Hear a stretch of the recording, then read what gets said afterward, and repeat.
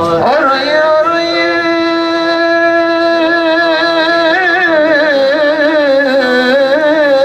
bulsam izini Muhammed yaradım, onu görmekmiş muradım.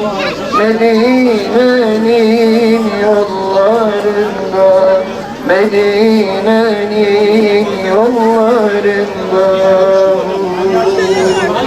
yollarında, yollarında güller açmış ravzasında. Medine bakar Mekke'ye. 2009 yılında ben kaydolmuştum. 14 yıl oldu. Hevesle bekliyordum. Allah'ım ne zaman çağıracak, ne zaman çağıracak diye bekliyordum. Bu sene çağırdı. Gidiyoruz inşallah. Allah'ın misafiri olarak, davetli olarak gidiyoruz. Çok mutluyum. Bir de Aksa için özellikle dua edeceğim. Şimdi ilk gidişimiz Medine-i Münevvere, Ravza-i Mudahhara olacak.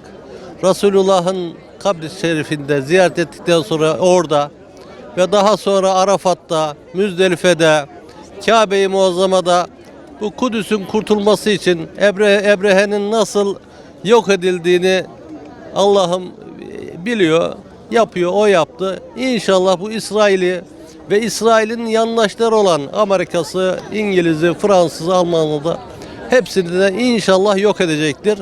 Vaktini, saatini bekliyoruz. Onlar için dua edeceğiz. Ediyoruz da, sürekli ediyoruz. Orada da özellikle bunun için dua edeceğim. 18'de bir 17-18 yıl başında gittik. İnşallah 12-13 sene bekledik. Bu sene kısmetse çıktı 12-13 sene sonra. İnşallah hayırlısıyla gideriz.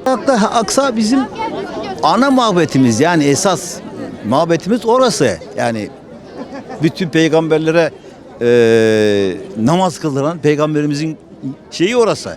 Ama sonradan tabii Kıbletteyn Camii falan filan değişti, şeyimiz ayrı konu da. Mescid-i Aksa hepimizi yürekten üzüyor, sızlatıyor. O malum Yahudinin zulmünden.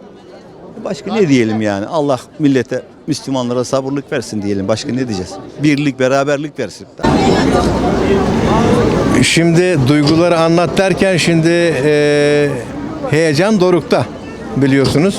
Biz buraya bir defa daha gittik geldik. Çok memnun kaldık, alkışla gittik. Şimdi Diyanet'ten gidiyoruz. Elhamdülillah, çok şükür. Çocuklardan ayrılmak biraz zor. Torunlarım bak burada hepsi. Bakıyorlar bana şu an için. Bunlar torunlarım hepsi.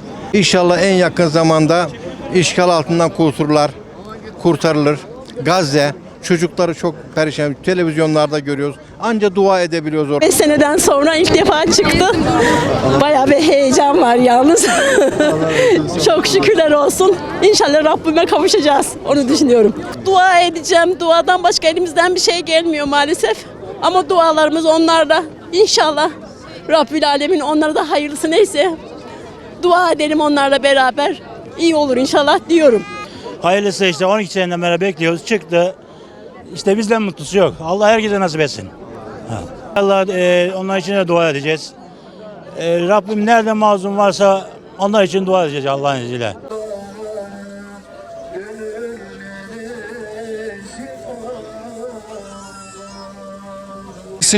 Onların ve bizim bitmez, tükenmez sermayesi eyle ya Rab.